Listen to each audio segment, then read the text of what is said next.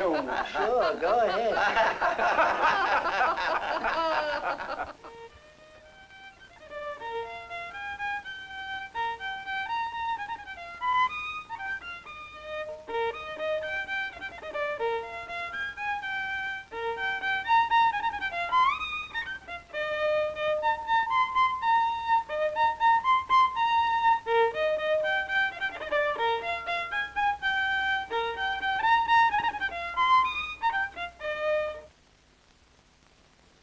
Yes, old and busy. Old and disabled and busy. Time was when the infirmities of age were treated passively. Old people were just kept in bed. Nowadays we know better. For we see that to live means to move, to be active, to be useful.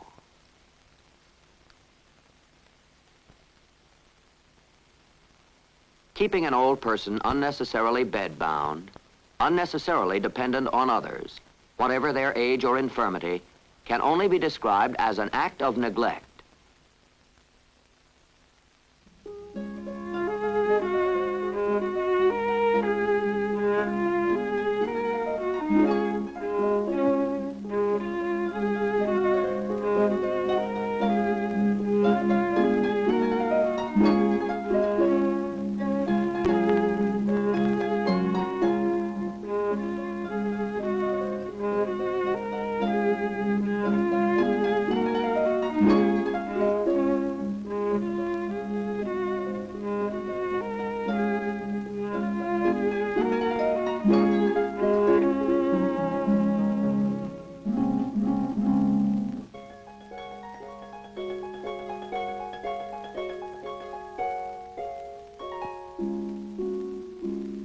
What can you do when you're old? Mrs. Prosser is 93. Let's ask her. Oh, my goodness. I'm busy all day long. Once I get my room tidied up, I put on my hat and I go shopping. I can remember the very first day Mr. Benelli opened this store. That must have been 30 years ago. Young Joe Benelli, he always saves me his best strawberries. I go get them early, before the sun's had a chance to dry them up. I've got a lot of friends in this neighborhood. And my goodness, the children, aren't they a treat to look at? Mr. Meinrich's 86. I try to help Gretchen with the chores as much as I can.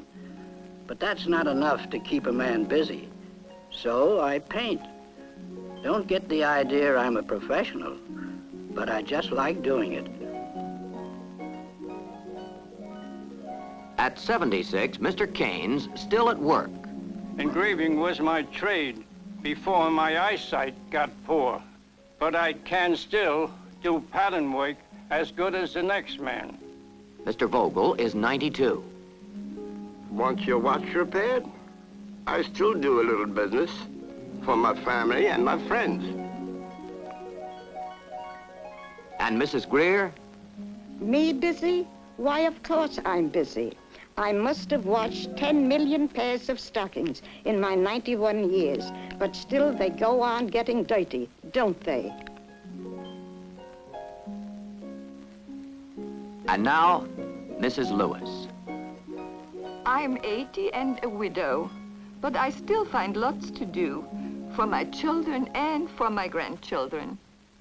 I don't think there is any satisfaction in life like being useful. Oh, there's no end to the things you can do when you're old and in good health. But the day after Mrs. Lewis baked this cake for young Davy Crockett, she had a stroke. 6 months later, still an invalid, she was asking herself, but what can you do when you are old and you are sick? hemiplegia, the doctors called it. A stroke had paralyzed one side of her body. Then 6 months of too much rest, 6 months of too much worry, 6 months of too much loving care, and too little movement. reduced the once proud Mrs. Lewis to near helplessness. Now, when the doctors tell her there is hope, when their tests show that she might even walk again if she would try, Mrs. Lewis doesn't believe them. On this same day, Mrs. Hilda Hoffman, another stroke victim, is brought into the hospital. She was in vigorous health until just a few hours ago. An active life had kept her young for 78 years. Now, suddenly, she is helpless and mentally confused, her right side paralyzed. Must she, too, succumb to a life of uselessness?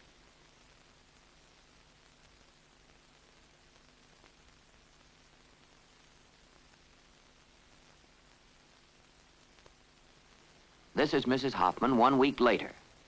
Already she's being helped to exercise her whole body. In this way, muscles avoid the shrinking that's promoted by staying in bed. It may be days before her mind is completely clear. It may be weeks before her doctor can assess the full extent of the damage. Yet, a week after her stroke, Mrs. Hoffman is up and fighting her way back. For Mrs. Lewis, it seems there's to be no fight. 6 months in bed have left her numb.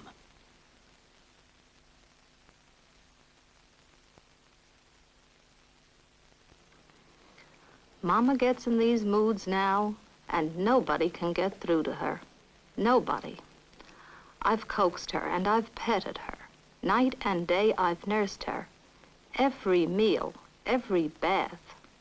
I don't want to give up, but now her mind seems to be going.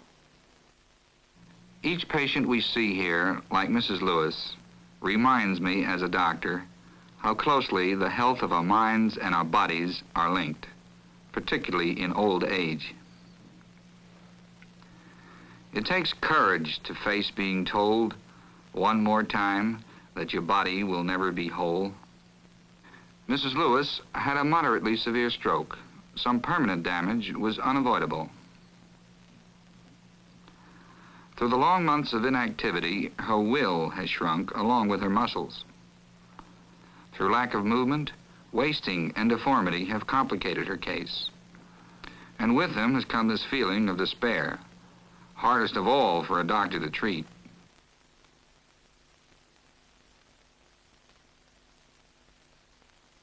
By now, Mrs. Lewis resents my suggestions that she might do more for herself. Even control of her bladder and bowels seems hopelessly gone. It's this loss of control, endured now by her family for months, that has finally persuaded them to seek help. Mrs. Lewis's daughter wonders where she has failed. Her mother, too, is ashamed.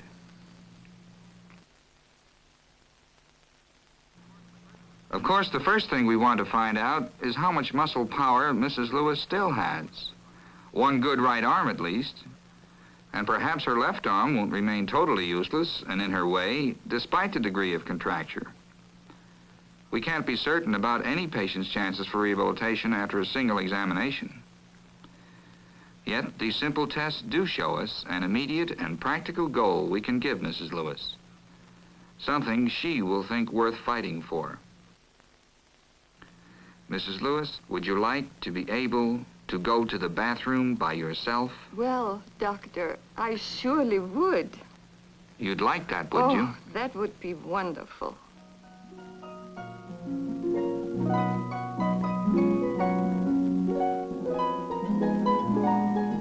So, a beginning is made. A beginning founded on hope.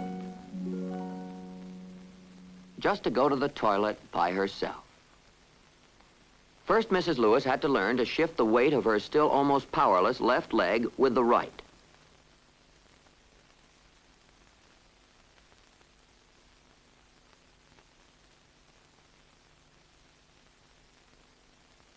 Then she had to learn to sit on the edge of the bed by herself. Now comes that frightening gap between her bed and her chair. In 3 weeks, Mrs. Lewis is ready to attempt this alone.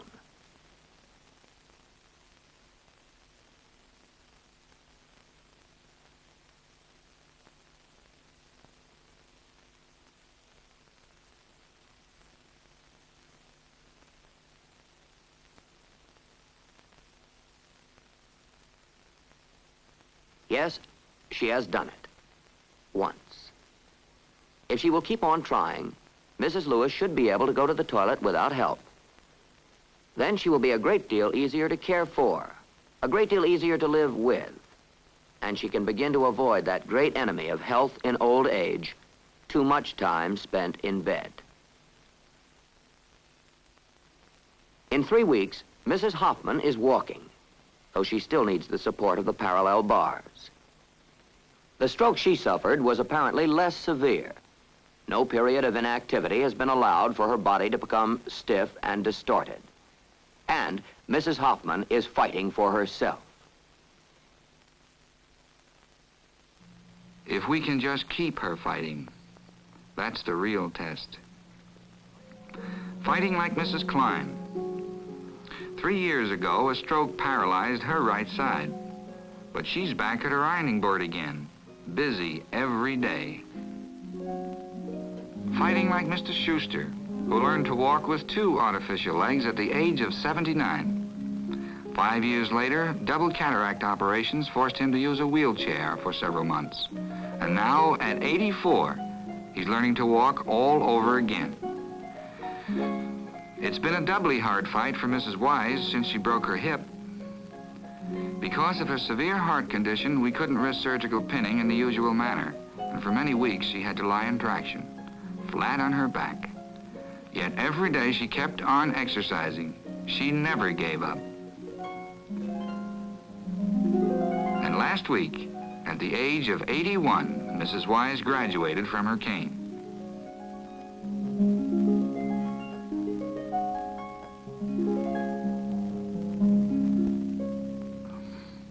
Maybe Mrs. Farber fights a bit too hard.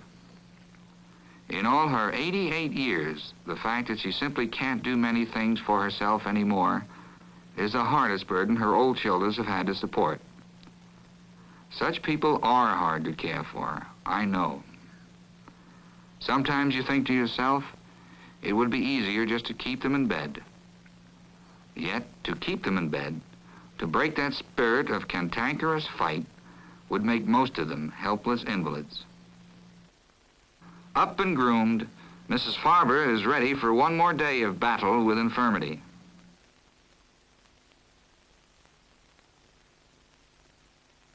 Across the room, Mr. Jones, 20 years her junior, dutifully goes through his daily routine of muscle strengthening. Unfortunately, his family makes it hard for him to do much for himself. Too much help, however kindly intended by loved ones, is often an elderly invalid's most serious barrier to recovery. Yes, each time I watch a patient like Mrs. Hoffman in the first weeks of struggle, I can't help but wonder, will this one have the will to keep fighting? Yet, I know that at least half the answer depends on the rest of us doctors and nurses, and members of the patient's own families, who must see that they get the right kind of help.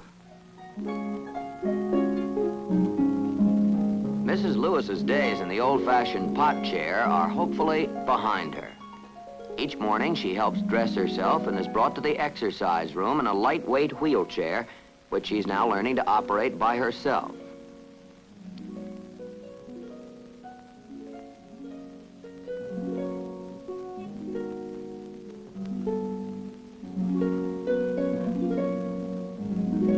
Mrs. Lewis is beginning to feel better, too, for use of the chair helps keep her whole body active.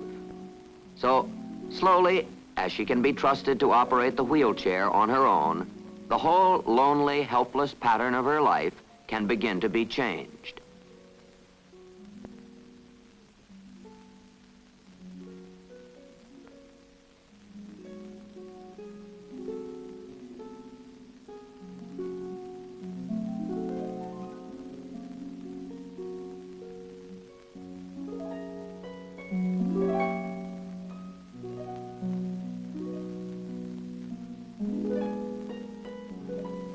Mrs. Hoffman's great problem is her right hand.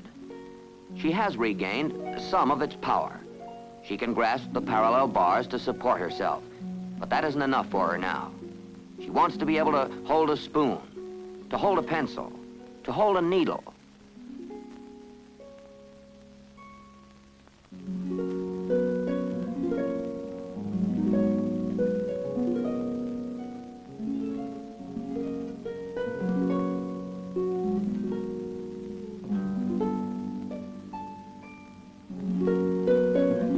As soon as she's back on her feet, Mrs. Lewis wants to be able to walk.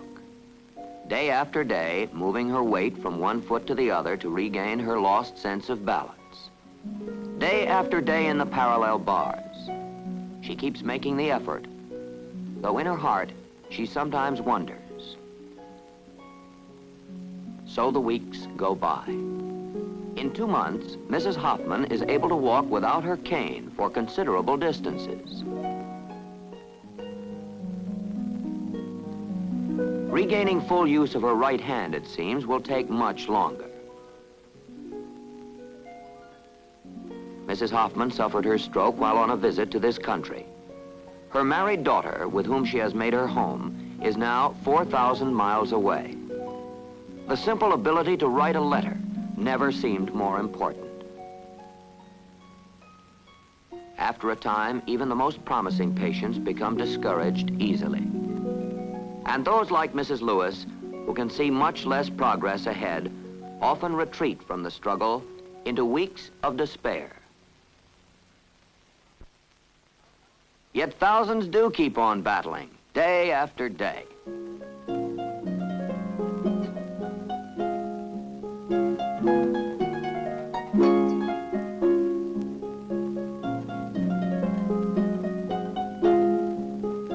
All patients, whatever their temperament, need to see that the therapy they receive helps them do something that's important to them in their daily lives.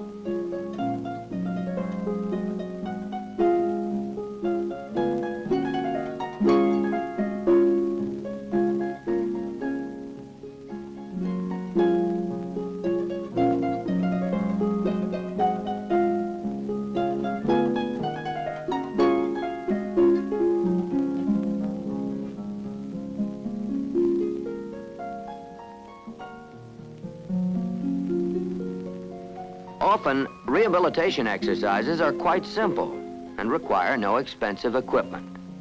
Often they can be combined with a game.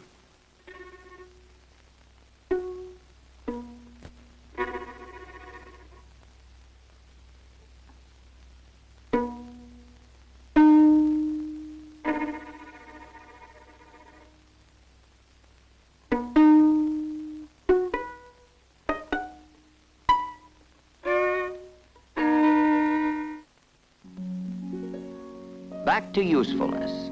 This is what makes the effort worthwhile.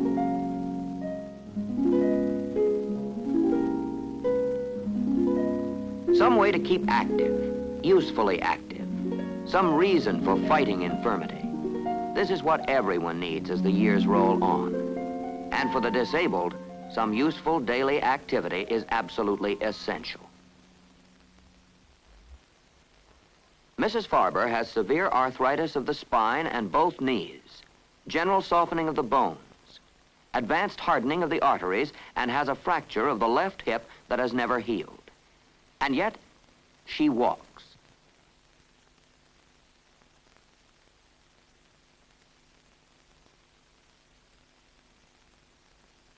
Once their anger, their drive can be properly directed, it's in these difficult or stubborn personalities that one often finds most hope for rehabilitation. In her 88th year, Mrs. Farber still forces herself to exercise daily. 2 trips up and back, with a rest in between, are about all she can manage. And yet, by these efforts, she avoids that helpless, bedfast state that almost certainly would be her fate.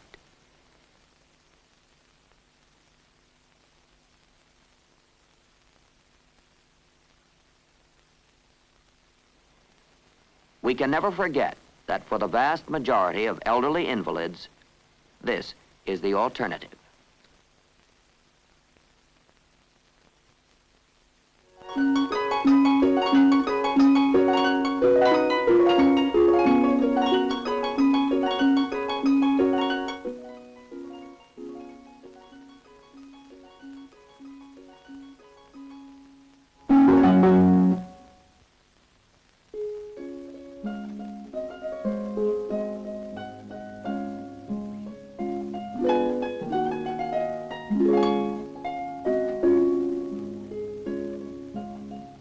Mrs. Hoffman, the great day has come. She's going home.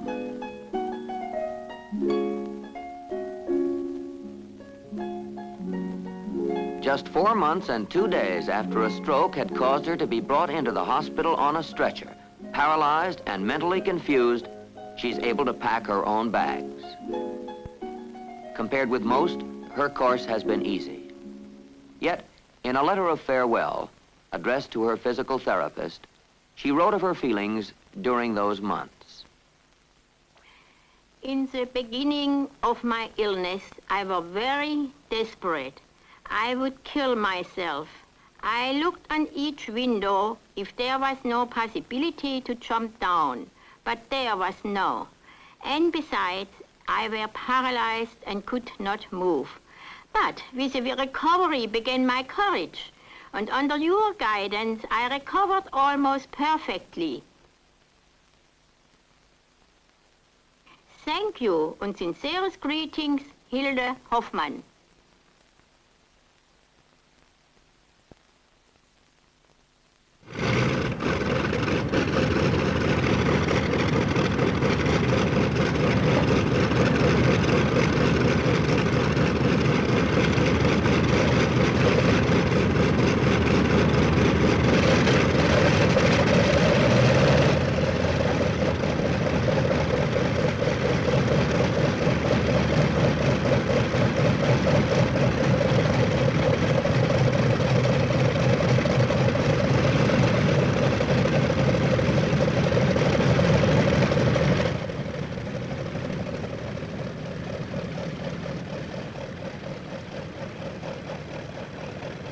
Up she climbs, all by herself. 78-year-old Mrs. Hoffman is on her way home.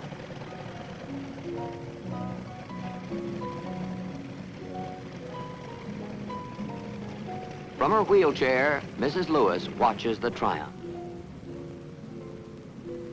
She watches and says to herself, In the morning, God give me strength. First thing in the morning, I am going to start trying again.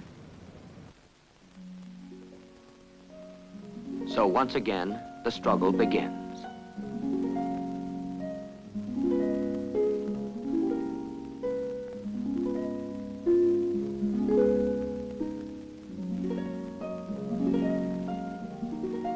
Day after day in the pulleys.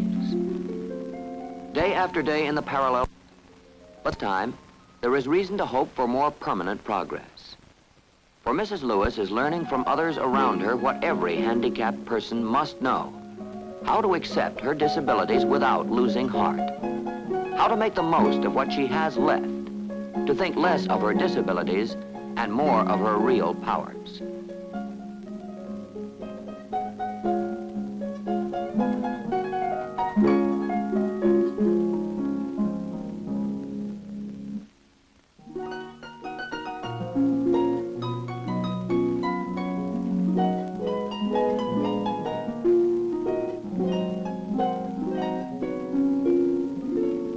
Once back in the swing of things, Mrs. Lewis finds these sessions can become welcome breaks in her long days, often made longer by pain. Here, folks learn to loosen up, have fun together, even make jokes about their infirmities.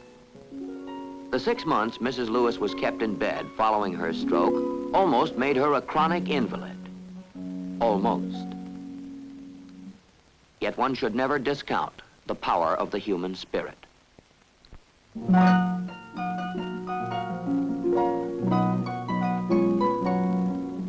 Of the millions of elderly people around us, now cut off from the full enjoyment of life, many can benefit greatly from programs designed to help them keep active and useful.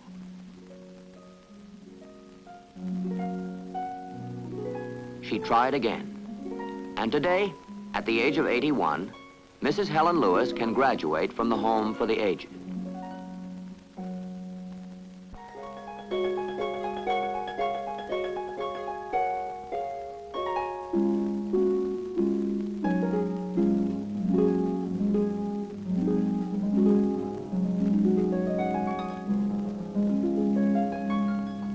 She can answer her own question. What can you do when you are old and you are sick? I'll tell you. Keep active. Keep going. Keep fighting. Do as much as you can for others and as much as you can for yourself. There's no satisfaction in life like being useful. And being useful is life's best medicine, too.